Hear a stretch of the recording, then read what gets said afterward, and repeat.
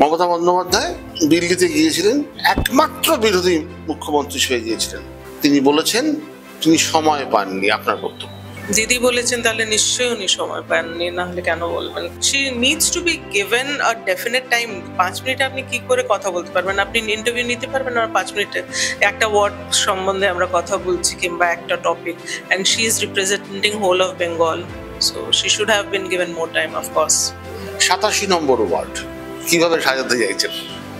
আমাদের ওয়ার্ডটা না 143 অ্যাকচুয়ালি থেকে একটু আলাদা, কারণ এইটাই বোধহয় একটা ওয়ার্ড যেখানে কোনো বস্তি নেই, তো একটু বেশি অ্যাফ্লুয়েন্ট ক্লাসও আছে। তারপরে আমরা মেন এই 2.5 বছরে করেছি, আপনি দেখবেন বুলেভার্ড দুটো আমাদের আছে, একটা প্লেইং টার্ফ করেছি যেখানে বাচ্চারা ফ্রিতে খেলতে পারে, যেখানে আপনি অন্য টার্ফগুলোতে প্রত্যেক ঘন্টায় 1,500, 2,000, 2,500 অব্দি টাকা দেন, এটা আমরা ফ্রিতে করেছি।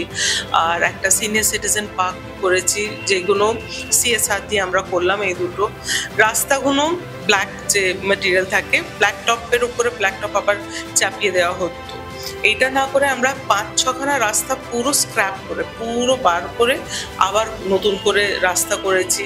একটা ওয়ার্ডকে সুন্দর রাখার জন্য যা যা দরকার, যা যা ডেভেলপমেন্ট দরকার সবই করছি। মমতা বন্দ্যোপাধ্যায় বলছেন যে উনি উন্নয়ন এবং মহিলাদের জন্য অনুদান, সেই অনুদান প্রকল্প নিয়ে বিরোধীদের নানা রকম মতামত রয়েছে।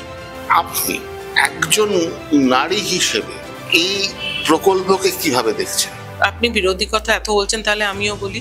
আছে স্লোগান বেটি পড়াও বেটি বাঁচাও, অনেক কিছু আছে, কিন্তু আজকে দেখুন এখন যখন মেয়েরা দে আর স্ট্যান্ডিং আপ ফর দেমসেলফ, আমাদের এত বড় ন্যাশনাল লেভেল প্লেয়ার্স বলুন, মেয়েদের যেরকম প্লেয়ারদের যখন হ্যারাসমেন্ট করা হলো, একটা কেউ উঠে ওদের পাশে দাঁড়ালো না। ইনফ্যাক্ট যিনি মেন কালপ্রিট, ওনার ছেলেকে টিকিট দেওয়া হলো, নাম্বার 1। অনেক স্টেটে দেখে জি মেয়েদের উপরে অত্যাচার যা হচ্ছে, মণিপুরেও আমরা দেখেছি, ইউপিতে হলো, there was no action taken। মানে শুধু আমি স্লোগান দিয়ে দিলাম আর হয়ে গেল তা তো হয় না। নাও কামিং টু বেঙ্গল, দিদি আজকে দেখুন আমি নতুন, আমার সঙ্গে যতগুলো কাউন্সিলর হয়েছেন বেশিরভাগ মহিলা রয়েছেন।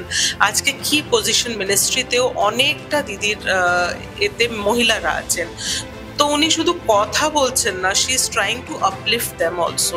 আপনি বিশ্বাস করবেন না, 80% তো অ্যাফ্লুয়েন্ট, কিন্তু এখানে অনেক মহিলারা আছেন, দে আর সো হ্যাপি যে মাস গেলে 1,000 টাকা অ্যাটলিস্ট যে পাচ্ছে, হাতে কিছু টাকা, বছরে 12,000 টাকা ওরা কিন্তু পাচ্ছেন। এইটাও কাইন্ড অফ অ্যান এম্পাওয়ারমেন্ট। আজকে উনি চাইলে কিছু বাজার করছেন, the money is rolling. If you see the bigger picture, money roll হচ্ছে। কিন্তু তো মেয়েদের আমার মনে হয় দিদি অনেক মানে মেয়েদের জন্য ভেবে অনেক কিছু করেছে, মানে এটা চোখে দেখার, এটা শুধু আমি বলবো না, আপনি বেঙ্গলে দেখতেই পাচ্ছেন।